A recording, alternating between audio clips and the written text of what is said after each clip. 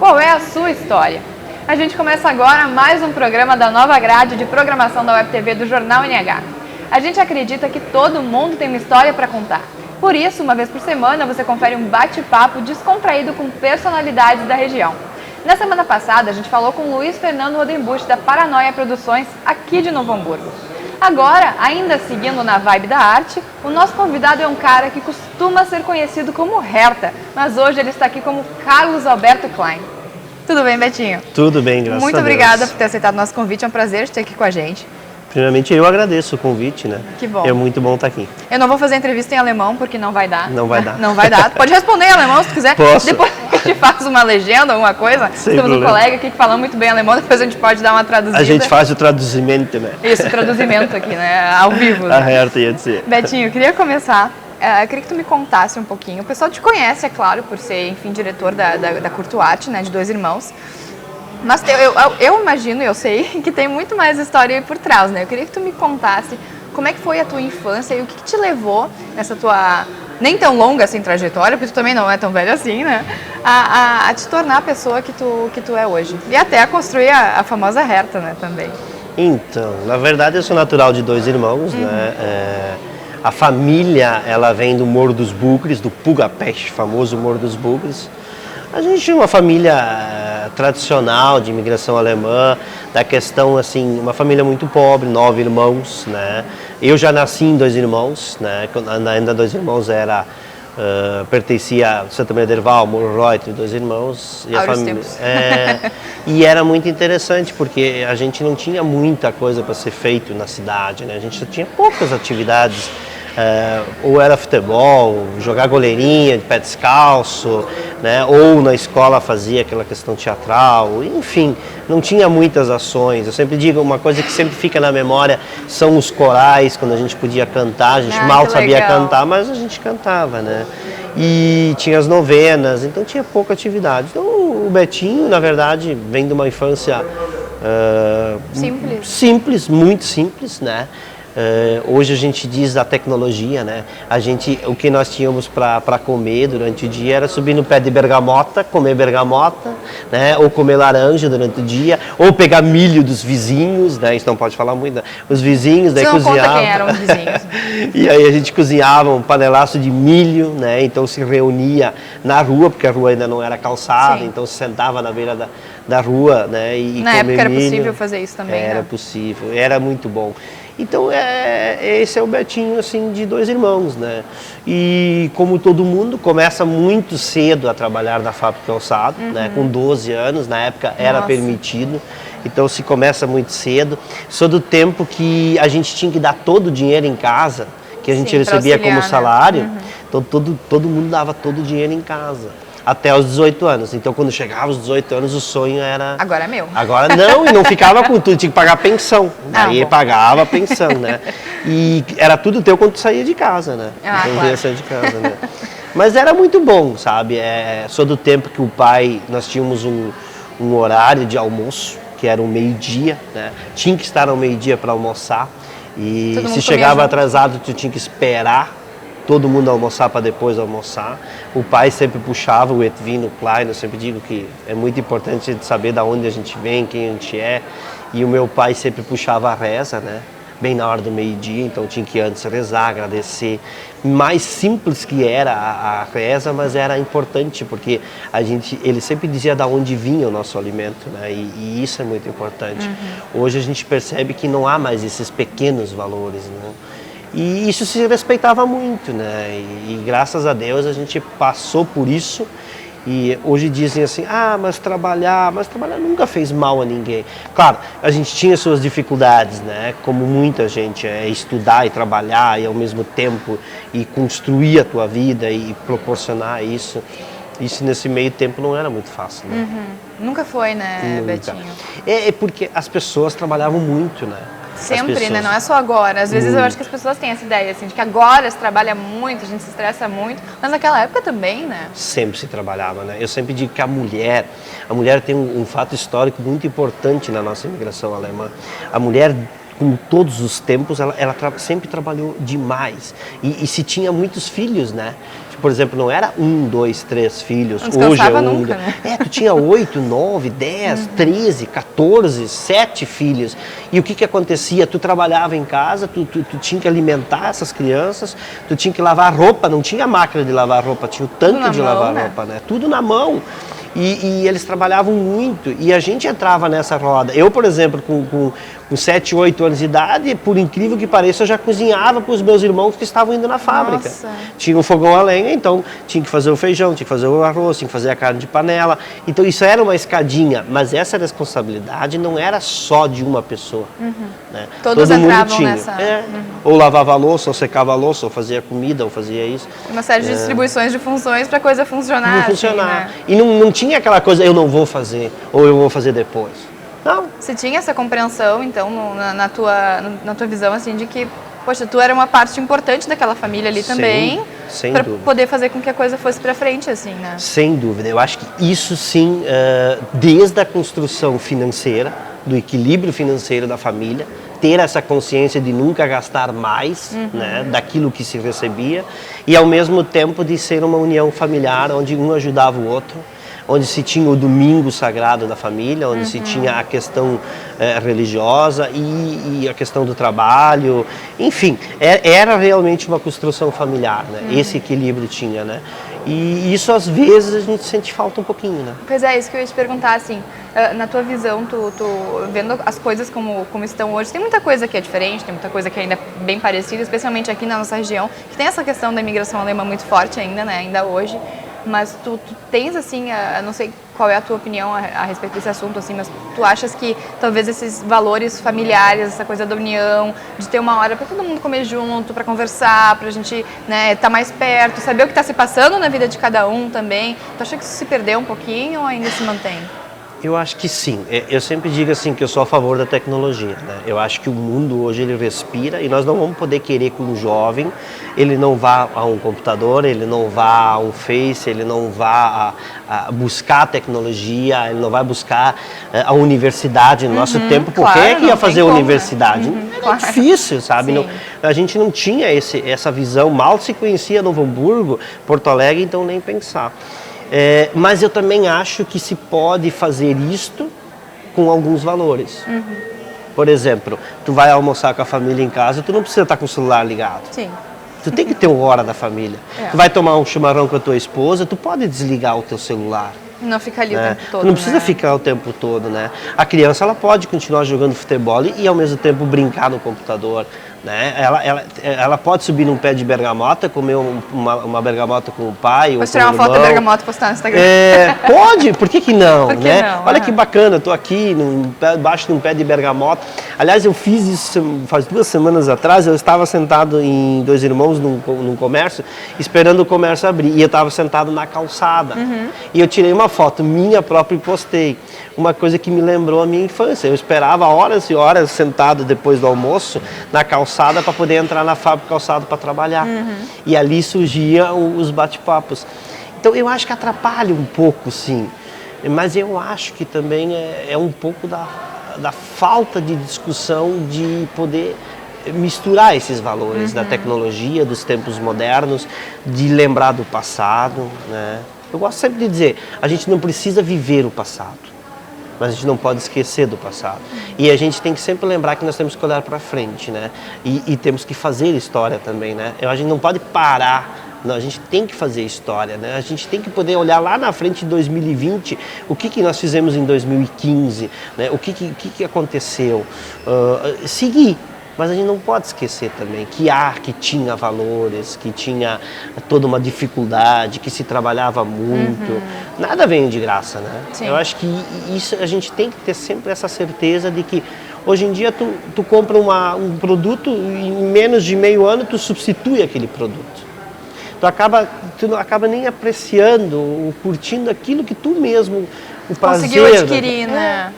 É tão descartável isso, né? As coisas são tão descartáveis hoje, né? Nós tem uma valorização muito grande das coisas, parece, né? Isso não é bom, sabe? Eu acho que isso a gente tem que reaprender e escutar as pessoas de mais idade como era, né? E por que era, né? E isso eu acho que aí a gente já entra um pouquinho para a parte da tua carreira, né? Que é a Curto Arte. As peças de vocês fazem muito isso, claro que muito focadas, né, naquela questão da imigração alemã, lógico, mas por uma razão muito específica, ao meu ver, que é justamente essa questão de relembrar o passado, né? E por isso acho também que fazem tanto sucesso, que querendo ou não, as pessoas gostam disso, né? Sim. Tu sabe que quando a gente fala, quando monta o Projeto Raízes, vários espetáculos temáticos, né?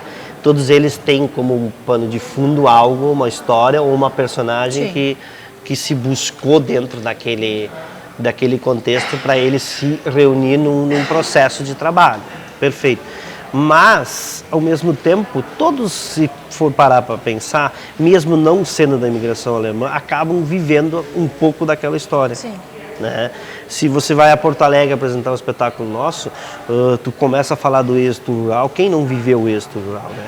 Quem não viveu o processo da escravidão, da questão das conquistas? Quem não teve uma avó lá no interior? Ah, mas a minha avó é lá do interior do Rio Grande do Sul. Fazia ela tal viva. coisa para comer, né? E então acaba se misturando uma linguagem que quase que universal. Uhum.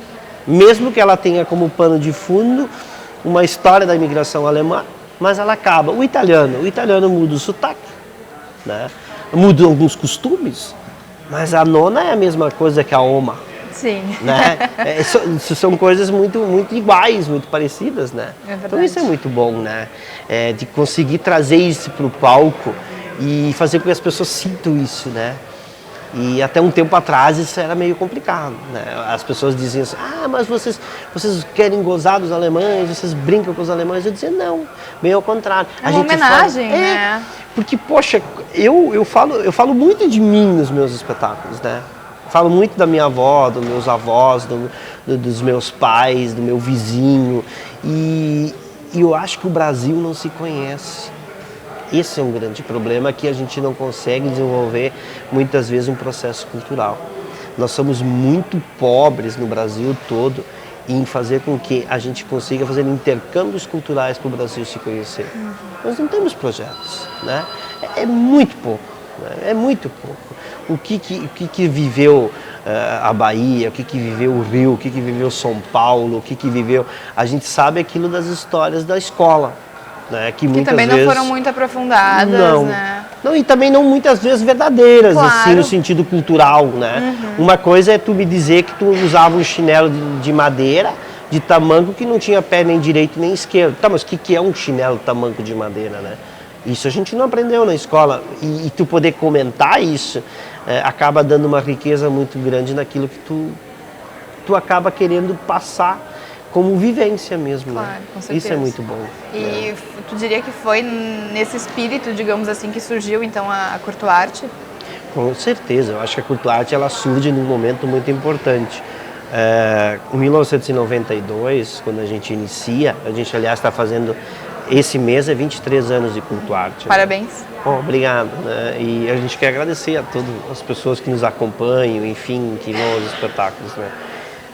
Eu acho que a Curto Arte surge num momento muito importante, porque durante muitos anos se trabalhou uma das coisas, eu acho que mais preconceituosas, eu digo na linguagem da imigração alemã, que poderia ter ao longo do Vale dos Sinos, da Grande Porto Alegre, que é o sotaque alemão, né? Se cria uma barreira muitas vezes, sempre taxado de que se falava errado. Né? Como se fosse uma coisa negativa. Uma coisa muito negativa. E por trás disso tinha uma cultura, por trás disso tinha uma história, por trás disso tinha pessoas. Né? E eu acho que isso, de uma certa maneira, tem que ser visto, tem que ser lembrado, tem que ser mostrado. Né? Então, quando a Curto Arte surge e faz espetáculos temáticos baseados em histórias reais, que se passou trajetórias, as pessoas começam a se enxergar e dizer, não, mas eu vivo isso, eu vivi isso, eu não tenho vergonha disso. Isso não é errado. Não é errado. Eu sempre digo, escrever o português errado é uma coisa, aí tem um professor para nos corrigir, a gente tem que saber escrever a língua portuguesa, nós somos brasileiros, mas não posso deixar de viver porque eu acho que eu falo errado. Eu não posso deixar de sair do interior para ir para a capital ou para ir para a faculdade. Quantas vezes a gente chegava na faculdade, eu chegava no lugar assim, meu Deus, mas tu fala tudo errado, mas como tu fala desse jeito, né? Como é que tu vai fazer faculdade falando desse jeito? Há um preconceito também muito grande em relação a isso, né? Mas ele é um preconceito Por quê? Porque ele não foi combatido, ele não foi enfrentado. E eu acho que a Courtois, eu fico feliz por isso. Acaba criando uma parcela de culpa positiva nisso. Né? E uma discussão também em relação ao assunto. Com certeza, porque a gente não pode se esconder. Eu me lembro muito bem, o meu pai só falava em alemão, só no Hunsrück. E o pai sempre dizia que não gostava de falar em português porque falava errado. Né? E quantas vezes isso talvez tenha feito com que ele ficasse no mundo dele, no cantinho dele, acuado. Não. E a minha mãe, não, minha mãe já achava chique, né? Eu gosto de falar da português, né? Então ela gostava, né?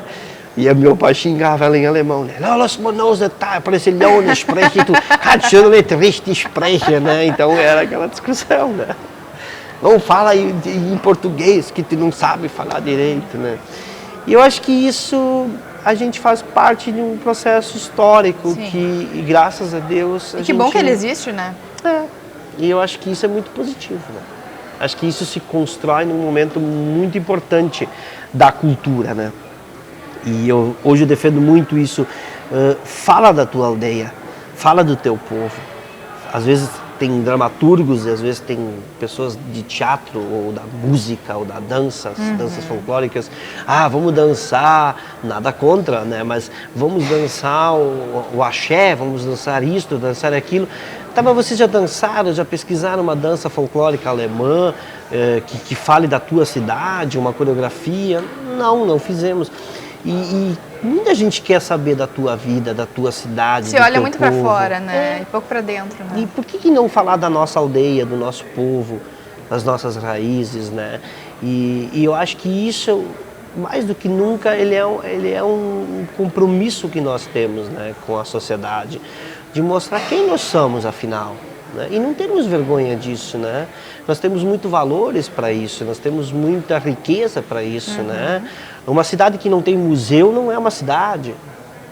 Não tem história, tem que ter um museu, né? É verdade. O mínimo que seja tem que ter um museu, né? Então, tem que ter uma linguagem, né? Todos nós temos uma linguagem, nós temos que ser rico naquilo que a gente viveu e aquilo que a gente quer viver. E isso nunca pode parar. É verdade. Eu acho que isso tem que continuar. Né? Com certeza. E a gente fala um pouquinho mais sobre a nossa história, então é a história do Betinho Klein, logo depois do intervalo. Fica com a gente.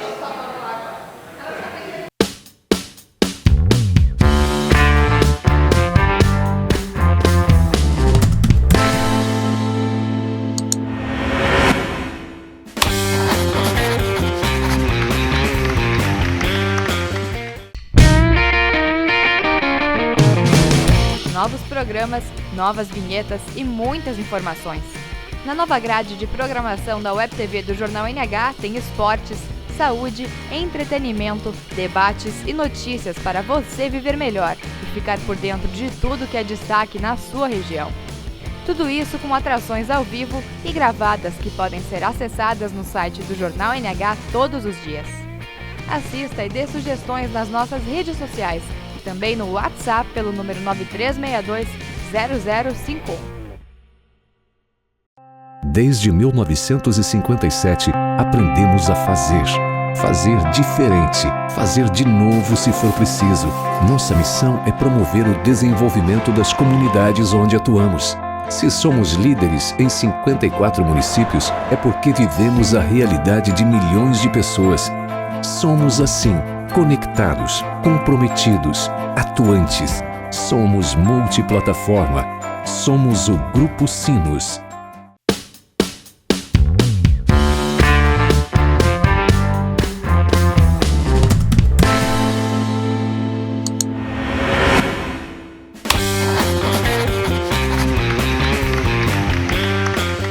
Nós voltamos então com o programa Qual a Sua História, que hoje conversa com o Carlos Alberto Klein, da Courtois de Dois Irmãos.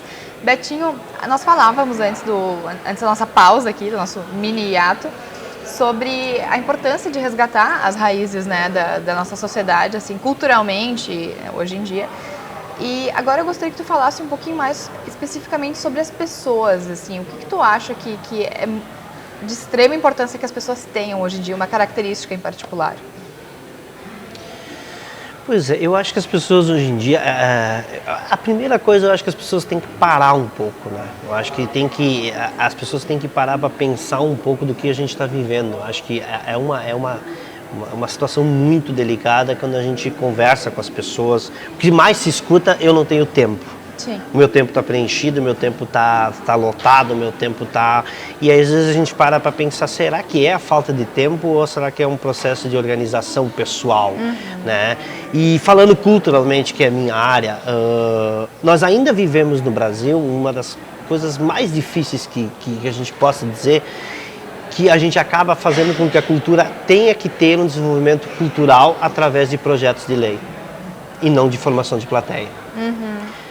Aí eu te digo, nós ainda não conseguimos mostrar para as pessoas, né, que a cultura ela é um bem necessário e que elas precisam ter atos culturais, elas precisam a música, teatro, dança, enfim, artes plásticas, elas precisam se unir. Então hoje, se eu for falar assim do ser humano, eu sempre digo assim, pare para pensar o que você está fazendo dia a dia, o que é o teu dia.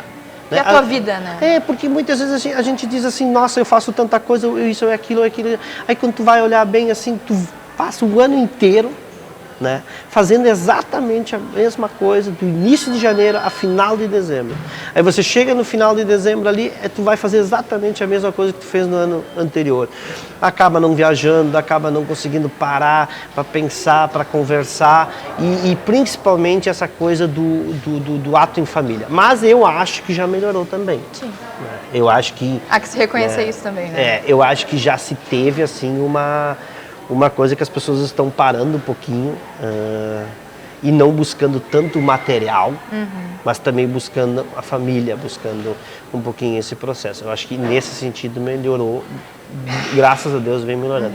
E aquela coisa do dia a dia, a gente às vezes parar um pouquinho, né? Curtir, dar aquela meia horinha, né? Dar aquele tempo para ti, né? Qual é o tempo que a gente dá pra gente, né? É muito difícil. E qual é o prazer que a gente tem, afinal? A gente acaba não tendo prazer naquilo que a gente faz. Porque tudo, né? Você vai jantar num lugar. Pode cuidar, o casal vai num lugar, a primeira coisa que ele faz é se tem um garçom em volta para atender ele. Se não tem, ele já fica estressado. Não é verdade? Ele já fica nervoso, já fica... Tá, ninguém vai me atender. Mas ele mal sentou, não faz 2 minutos.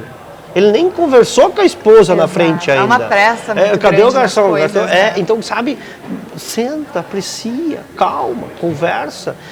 Aí quando tu vê, o garçom não vem, é aquela confusão, já vira um estresse. E aí para jantar leva 5 minutos. Parece que tudo é motivo, assim, para se criar um estresse muito grande, assim, né? E aí é claro que as pessoas não vão curtir, né? Tu acaba não curtindo a tua vida, o teu lazer, né?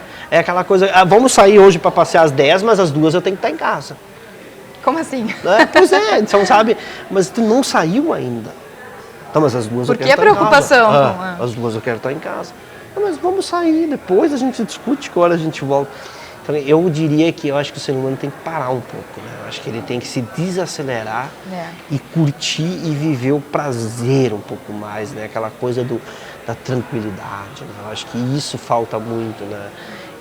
Mas a gente percebe que ainda a gente vê um caminho, a gente vê que as pessoas estão começando a sentir isso, né? Acho que o pessoal está muito estressado também, as pessoas estão começando a ver isso e dar um pouco mais de valor para a qualidade de vida também, porque isso tem na minha opinião, ao meu ver, assim, tem uma influência direta, né? O modo como tu curte, se tu deixa de curtir as coisas, é bem o que tu falaste, assim, às vezes chega no final do ano e tu pensa, tá, o que eu fiz esse ano que foi muito bom, que eu gostei de fazer, assim, às vezes o pessoal não sabe. Eu pergunto, às vezes, para, enfim, amigos meus, familiares meus, o pessoal não sabe o que responder. É verdade. Né? Então, é muito sabe complicado isso. Eu gosto muito de pegar o carro e viajar. Eu gosto muito de ir para o Uruguai. O Fusca da reta? O Fusca, eu vou de Fusca para o Uruguai. Aliás, uma meta é viajar o Brasil de Fusca em 2018. Nossa, que legal. Né? Vou ficar 3 meses pesquisando os museus e toda aquela trajetória, da onde ainda se fala o Hunsrück, né? Aquela coisa toda, né? E eu gosto muito de ir para o Uruguai. O Uruguai tem uma coisa muito interessante, assim, né? O Uruguai, as cidades menores ali do Uruguai, ali Punta del Diabo, aquelas cidadezinhas, é uma experiência tão bacana. Eu sempre digo, eu recomendo isso, né, para as pessoas. Vão para lá um dia só para parar. As pessoas não se apegam aos bens materiais. As pessoas se apegam ao conhecimento, ao bate-papo, a sentar, a conversar. E isso é muito interessante, né? E recentemente eu estive na Alemanha, em fevereiro, fui fazer a região do Hunsrück, e uma coisa que me chamou muita atenção, porque foi mais um colega meu junto, e uma coisa muito interessante é isso. A gente está lá, nós pegamos o celular, nós estamos ali no Facebook, no celular, não sei o quê, e eles ficam nos olhando assim, lá não existe isso. Olha só. Né? Tu tá dentro de casa, o Face, a internet, existe exatamente para aquele fim e pronto. Não é aquela coisa, tá todo momento ali, todo momento. Não se torna uma parte tão significativa assim do dia a dia. Do dia a dia. Não, a gente até ficou sem graça, a gente guardou e disse, não, chega, não vamos mais usar celular. Tá bom. Né? Por quê? Porque eles necessitam disso, eles gostam muito de ir no teatro, gostam muito na dança, gostam muito no cinema, eles gostam muito da arte e eles usam a arte como lazer. E aí o que nós não fizemos aqui. A gente usa às vezes a arte como compromisso. Né? Eu tenho que ir, tá? Tua mulher quer ir olhar o show. Eu tenho que ir olhar o show contigo. Sim, tu vai comigo olhar o show. Né? Quando tu quiser um evento, eu vou contigo olhar. Acaba não se tornando prazeroso. Né? Isso é uma pena, né? Infelizmente, é uma realidade. E em ti, Betinho, qual é uma característica tua que tu admira? Vários. Eu acho que é a persistência, né? Eu acho que o fato de persistir naquilo que eu sempre sonhei, em viver do teatro, em viver da arte, né?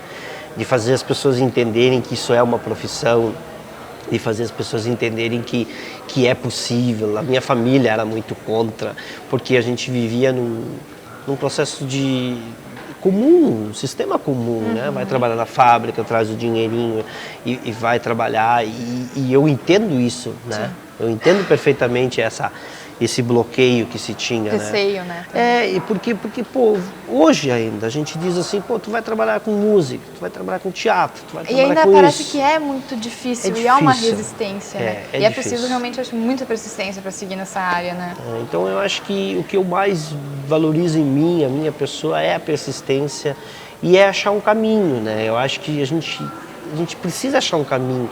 A gente precisa achar uma identificação cultural que consiga...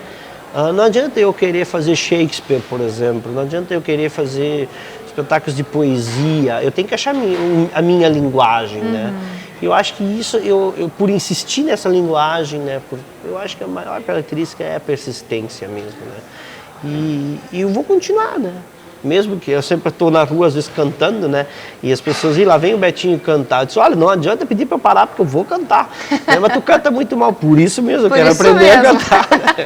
Então eu continuo, né? Então eu acho que a persistência é um dos fatores que eu admiro em mim mesmo. Digo assim, vamos lá, vai dar certo, sabe? E sempre positivo. A gente tem hoje 8 pessoas que vivem diretamente da arte. Então essas pessoas têm que ter essa confiança, essa persistência. Não, vai dar certo, vamos lá, vamos montar o espetáculo, né? E, enfim, as dificuldades. E às vezes a gente vive eu tenho essa impressão, assim, não generalizando, assim, mas às vezes eu tenho a impressão de que a gente vive numa sociedade meio negativa, assim, que já você tem um medo muito grande que as coisas vão dar errado e aí já nem se tenta, nem se vai, nem se faz, né? E como é importante a gente ter essa visão positiva de que, pô, pode dar certo sim, por que não? Vamos lá, vamos tentar, né? Nada dá certo se tu não acredita, né? Se tu não acreditar, se tu não confiar em ti mesmo, não adianta, não vai dar certo, né? Então eu acho que tu tem que acreditar em ti, tu tem que apostar e tu tem que ir em volta das pessoas que estão ali contigo, tu tem que fazer isso. O que mais tem em tua volta, muitas vezes, são pessoas que fazem questão de que não dê certo, né? Olha, mas o que tu quer fazer teatro? O que tu quer construir um teatro? O que tu quer com isso, né? Mas como é que tu tá? Tá ruim, né? A primeira coisa que as pessoas dizem. E isso é muito engraçado, eu sempre digo que isso me fortalece. Né? Quando tu me dizer que não vai dar certo, eu vou lá e faço. Pode não dar certo, mas eu vou fazer, né? Então, é a humildade de reconhecer que não deu certo, mas eu não vou deixar de fazer. Claro. Eu vou fazer. Ou tentar de novo, né? Vamos tentar de novo, né? A gente escreve tantos espetáculos e às vezes a gente escreve um espetáculo, eu tenho espetáculos que eu escrevi em 1999 e agora há pouco tempo tu vai lá e olha, pô, agora é o tempo desse espetáculo, sabe? Naquela época não era. Acho que isso é uma metáfora legal pra vida também, né? Tem coisas que às vezes, sei lá, a gente vai tentando e às vezes não dá certo e aí daqui a pouco chega um momento legal, um momento correto e a coisa acontece, né? Isso eu admiro nas mulheres, assim. O percentual de mulheres que estão indo para a universidade, que tiveram um rompimento na adolescência, principalmente por precisar ser mulher, né, em todos os fatores tradicionais, tu tem que casar, tu tem que fazer teu enxoval. Hoje a gente percebe que as mulheres de 40, 50, eu digo as mulheres porque é o maior número de pessoas que procuram, são as mulheres, a universidade, a faculdade. E isso é fantástico, porque isso dá uma vida nova, uma energia nova. Né? Porque, poxa, eu não tive oportunidade, então agora é o momento. Eu vou conhecer pessoas diferentes, eu vou ter conhecimentos diferentes, eu vou buscar um universo diferente e toda mulher, isso é uma pesquisa que a gente fez há uns 2 anos atrás, sempre teve um sonho muito mais do que o homem em chegar numa universidade e de estudar. E isso foi rompido, isso foi rompido porque nós vivíamos um período machista. O homem, ele é abraçado, ele aprende, ele vai lá, ele vai, toca, trabalha, e era sempre valorizado por ser esse produto né, profissional que vou ganhar o meu salário e vou ganhar mais que a mulher, vou sustentar. Né? E a mulher ela teve um rompimento muito grande, assim. E hoje eu fico feliz, hoje a gente vê as mulheres indo aos 40 anos, 35, 50 anos indo para a faculdade. E o que o homem diz? Eu já trabalhei de chega, vou parar de trabalhar, né? Agora está na hora de me aposentar. Mas o que tu vai fazer? Não vou fazer nada. Pois é. Né? Então eu acho isso muito legal, quando a gente sempre consegue se renovar. Isso é muito importante. E os desafios estão aí para isso, né? A gente tem que ser desafiado todos os dias, né? Acho que é isso, às vezes, que dá graça à vida também, né? Claro, né? Quem sabe seja. Porque eu digo assim, eu planejo 2018 viajar de Fuca ao Brasil. Vou viajar de Fuca ao Brasil. Eu planejo que... Talvez fique empenhado ali uma hora ou outra, vamos embora, né? Mas é isso que é legal, né? Metas, né? Mais que sejam bens materiais ou não, o conhecimento, a gente tem que ter metas. É verdade. Né? Betinho, para encerrar, falando no Fuca, então, tu me contavas algumas histórias legais antes da gente começar a gravar a respeito do Fuca, de como é bom dirigir, fazendo um link então com o que tu me falavas antes das raízes, das coisas antigas e tal, como é bom dirigir carros antigos, né? Tu já teve experiência, então, agora com o Fuca da Herta e com combis também, né? De viajar, de ficar empenhado. Me fala um pouquinho sobre essas histórias. A gente viajava com espetáculo infantil todo o Rio Grande do Sul de Kombi. Né? Uruguaiana, São Borja, Quaraí, Iraí, e era uma coisa fantástica, porque a gente sempre ficava com medo que em algum lugar a Kombi ia parar. Né? Isso era notável. Né? Vivendo perigosamente. Né? Sempre, né? E a gente se preocupava com o horário de chegar com a Kombi no espetáculo. Eu estava dizendo que a gente já teve várias experiências. Uma vez eu abasteci minha Kombi com um tanque lá em cima, fiquei feliz que eu tinha juntado um dinheirinho e abasteci, e aí a tampinha da Kombi tinha um buraquinho bem assim, pequenininho, né? E eu estacionei num cordão e a Kombi começou a mijar gasolina para fora. E eu disse para as meninas, vou comprar Babalu, vocês mastigam o Babalu e eu vou encher a tampa de Babalu para não vazar mais gasolina. E funcionou. Né? E funcionou. E isso é muito legal. Bom, e dirigir o Fuca, acho que quem ainda não dirigiu o Fuca, vai dirigir Fuca, porque vale a pena uma experiência. Vale a pena uma experiência. O Betinho me falava antes que era uma experiência zen, quase, né? Que é muito tranquilo, muito ironicamente, tranquilo. Dirigir um Ninguém Fuca. buzina, porque tu sabe que tu tá devagarinho, então ninguém te incomoda, né? Quando pode dar espaço, dá espaço, né? Aliás, tá convidada para dirigir o Fuca da Herta. Com certeza. Poxa, né? então, preciso me fantasiar ou não preciso? Não, então tá. pode. Mas né? eu vou querer que a Herta vá junto comigo, vai então, junto. obviamente. Mas tu dirige, a Herta vai de carona. A Herta vai de carona, levando um bolinho de chuva, quem bolinho sabe? de chuva. Já dirigiu o Fuca, não? Não, nunca dirigi. Vai ter que ter essa experiência, né? Então, com certeza. Quem sabe a gente grava aí, então, né? Vamos gravar. Betinho, muito obrigada pela tua participação aqui. Te agradeço muito pela tua visita e por ter contado essas histórias maravilhosas pra gente, que eu acho que isso é uma das melhores coisas da vida, né? A gente viver as coisas e depois poder contar pra alguém, compartilhar isso tudo, né? Eu que agradeço. E se eu posso deixar uma dica para as pessoas, tirem um tempinho para visitar as pessoas para conversar, né? Eu acho que isso é, sem dúvida nenhuma, um momento muito bom, né? É verdade. A gente poder ouvir as pessoas e sentar um pouquinho, né? Eu agradeço de coração estar aqui com vocês hoje. Muito obrigada, Betinho. Então, até a próxima. Bom, e semana que vem tem mais outras histórias. Você confere todos os dias no seu Jornal NH, na versão impressa, digital e também, é claro, aqui no site www.jornalnh.com.br, além das nossas redes sociais. Continua com a gente, toda semana tem novas histórias. Tchau, tchau, até mais.